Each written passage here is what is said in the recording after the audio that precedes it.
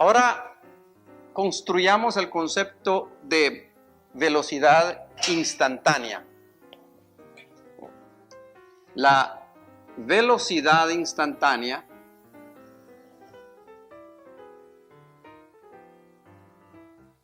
requiere que usemos algunas definiciones que ya hemos revisado en la pizarra anterior. Delta R, ¿qué era delta R? El vector desplazamiento. Vector desplazamiento.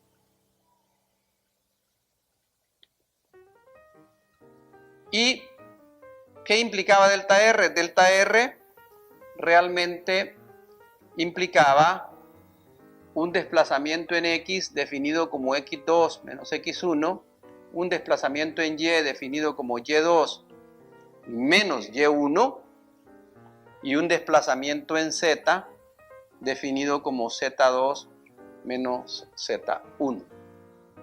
Aparte del vector desplazamiento, necesitábamos delta T, eso es el intervalo, un intervalo de tiempo. Un intervalo de tiempo. La velocidad instantánea se define utilizando el vector desplazamiento y el tiempo.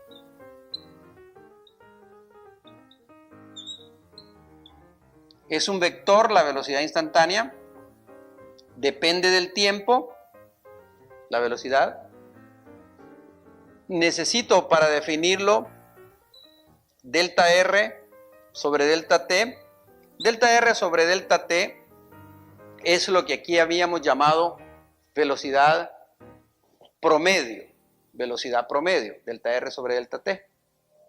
Pero acá voy a considerar el proceso límite cuando delta T tiende a 0. Es decir, cuando se están acercando estos dos vectores, de tal manera que el delta R sobre delta T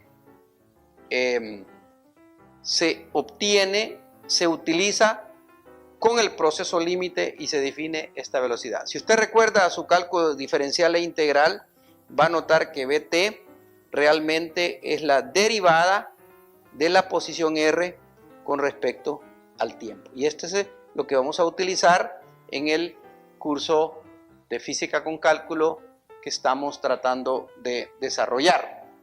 Entonces esa es la velocidad instantánea, V de t igual a la derivada de R con respecto al tiempo. Ahora, ¿qué implica eso? Implica lo siguiente realmente: V de t se refiere a tres derivadas. Una va a ser la derivada de X con respecto al tiempo, y eso es lo que vamos a conocer como velocidad en X. Otro va a ser la derivada de Y con respecto al tiempo, y el tercer elemento de interés va a ser la derivada de Z con respecto al tiempo. En esta representación que he hecho acá de velocidad en función del tiempo,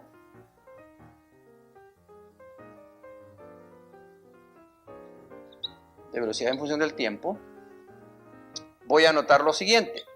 Voy a llamar Bx de t a la derivada de x con respecto al tiempo. Esta es la velocidad instantánea en x. By de t, la derivada de y con respecto al tiempo.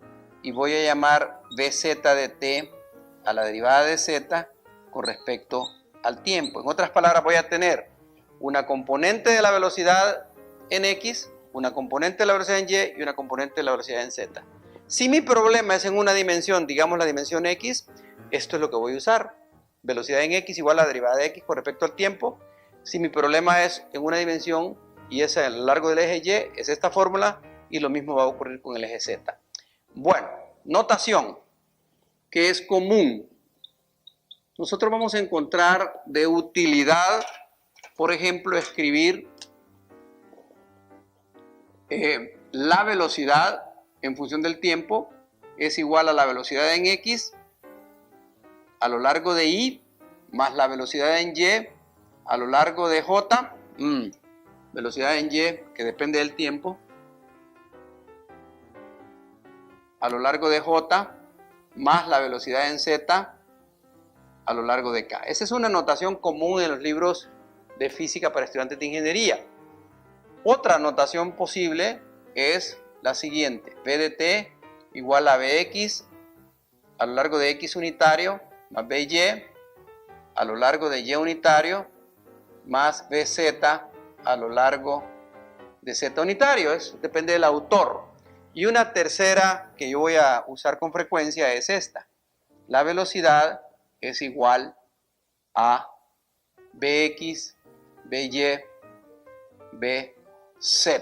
Si las unidades son en el sistema internacional, entonces voy a usar metros sobre segundo para representar mi vector. Si el problema es en una dimensión, basta con usar Bx. Problema en segunda dimensión, en 2 dimensiones hay que usar Bx y By. Y si el problema es en 3 dimensiones, hay que usar la tercera componente. Bien, finalmente va a ser de interés nuestro definir el concepto de aceleración media. Aceleración media. Para la aceleración media, yo necesito primero definir el concepto de delta V. Ese es el cambio de velocidad. Cambio de velocidad. Y la vamos a entender, ese cambio de velocidad, como delta V es igual a velocidad final menos velocidad inicial. Velocidad 2 menos velocidad 1, ¿verdad? Ese es el cambio de velocidad. Muy bien. Si yo utilizo la velocidad, defino la aceleración media o promedio, la voy a definir así: aceleración promedio va a ser igual a el cambio de velocidad sobre el cambio de tiempo. Y la unidad, las unidades de interés va a ser, la velocidad está dada en metros sobre segundo y el tiempo está dado en segundos.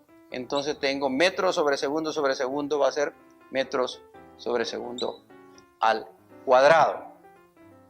De igual manera, voy a tener que entender que la aceleración promedio la voy a manejar como una aceleración promedio en X, A promedio X,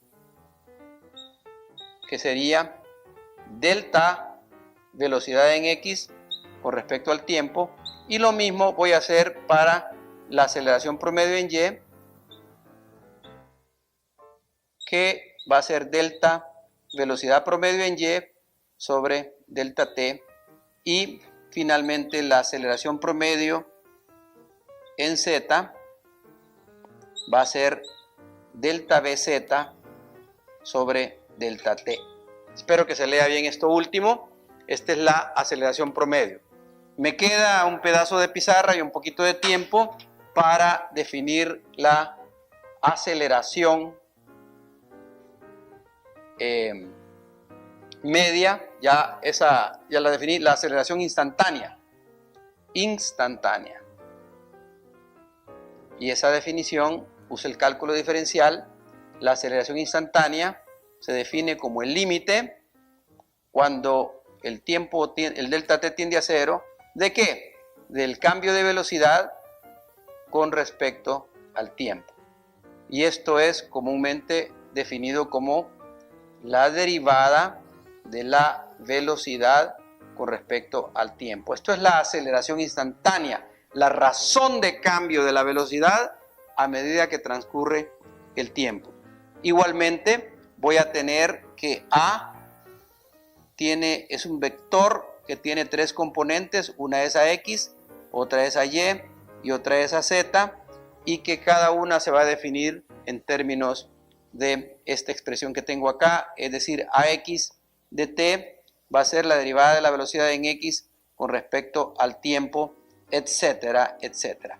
Bueno, hemos presentado a manera de resumen los conceptos de posición, de desplazamiento, de velocidad, de aceleración, y en los próximos vídeos, las próximas clases, vamos a dar algunas aplicaciones de estos problemas. Voy a proceder a hacer problemas en una dimensión, problemas en 2 dimensiones y problemas probablemente en 3 dimensiones.